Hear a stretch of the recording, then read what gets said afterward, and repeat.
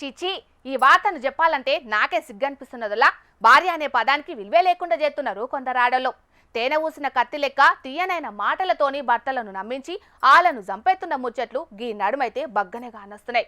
మొన్నట్లనే honeymoon పేరు మీద ప్రేమికునితోని కలిసి మేఘాలయాల భర్తను చంపించింది ఒక మహానుభావురాలు. అద్వరకు యూపీల సుతం గిట్లనే భర్తను చంపి డ్రమ్ములేసి సిమెంట్తోని గప్పేసింది ఇంకో పుణ్యాత్మురాలు. ఇగో ఇప్పుడు చూడుండి గీ ఆనిముత్యం ఏం చేసిందో.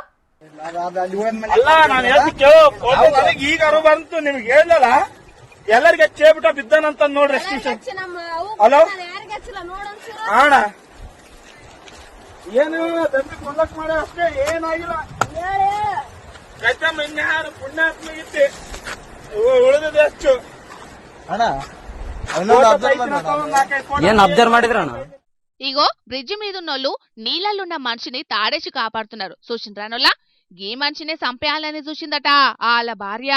కర్ణాటక రాష్ట్రం రాయచూర్ జిల్లాల సెల్ఫీ ఫోటో తీసుకుందామని చెప్పి నీళ్ళకు నూకేసిందట గిట్లా. మరి వీళ్ళిద్దరు కలిసి ఎటువో ఎత్తున్నారో ఏందో గాని బండి మీద పోతుంటే కార్లూరు కాడ కృష్ణానది మీదున్న గీ బ్రిడ్జి మీద ఆపుదామన్నదట ఇంటామే. అబ్బా లొకేషన్ ఎంత మంచిగున్నదో చూస్తుంటే అస్సలు ఇడికెంచి ఓబుద్దే అయితలేదు. బావా మనిద్దరం గిడొక సెల్ఫీ దిగుదామని చెప్పిందట భార్య. అయ్యో దానికేమున్నది డార్లింగు, ఆగు బండిని పక్కకు పెట్టి వద్దామని అన్నాడట. కాని గామె మనసులున్న మర్మాన్ని కనిపెట్టలేకపోయిండు. ఇక ఇద్దరు కలిసి బ్రిడ్జి మీద ఫోటోలకు పోజులిత్తుంటే ఉన్నట్టుండి ఒకటే తాప మొగుణ్ణి నీళ్ళకు నూకేసిందట. అంటే ముందుగాల్నే ఏదో పక్కా ప్లానింగ్ తోనే మొగుణ్ణి చంపుదామని మనసులో పెట్టుకున్నట్టున్నది. అనుకున్నట్టే చేసింది.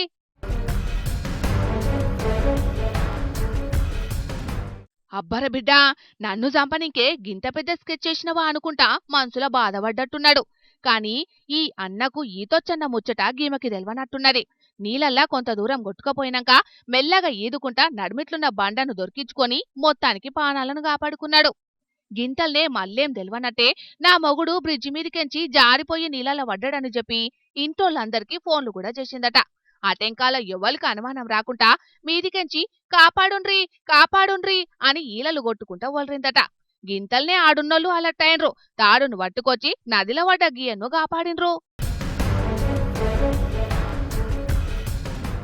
గట్లెందుకు నీళ్ళలో దుంకినవని ఆడున్నోళ్ళు అడిగే వరకు నేనెందుకు దుంకినా నాకేం కర్మ, నా పెండ్లామే సెల్ఫీ దిగుదామని చెప్పి నన్ను కిందకు నూకేసిందని చెప్పుకొచ్చిండు. ఇక పక్కపంటున్న భార్య నేనేం చెయ్యలే నువ్వే జారిపడ్డావు అని ఏం తెల్వనట్టు ఆస్కార్ అవార్డు వచ్చే లెవెల్లా యాక్టింగ్ చేసిండే. మొత్తానికి అన్నకు ఈతొచ్చే వాటికే బతికి బయటపడ్డాడు గాని లేకపోతే భార్య మర్డర్ ప్లాన్ కు మరో భర్త బలయ్యేటోడు. ఇద్దరి నడుమేదన్నా లొల్లి పంచాయతీలుంటే పెద్ద మనుషులకు చెప్పుకొని పరిష్కరించుకోవాలి. ఇష్టముంటే కలిసుండాలే లేకపోతే లేదు.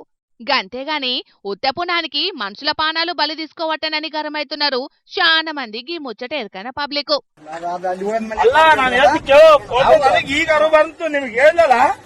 ಎಲ್ಲರಿಗೆ ಚೇಬಿಟ ಬಿದ್ದನಂತ ನೋಡ್ರಿ ಹಲೋ ಆಣ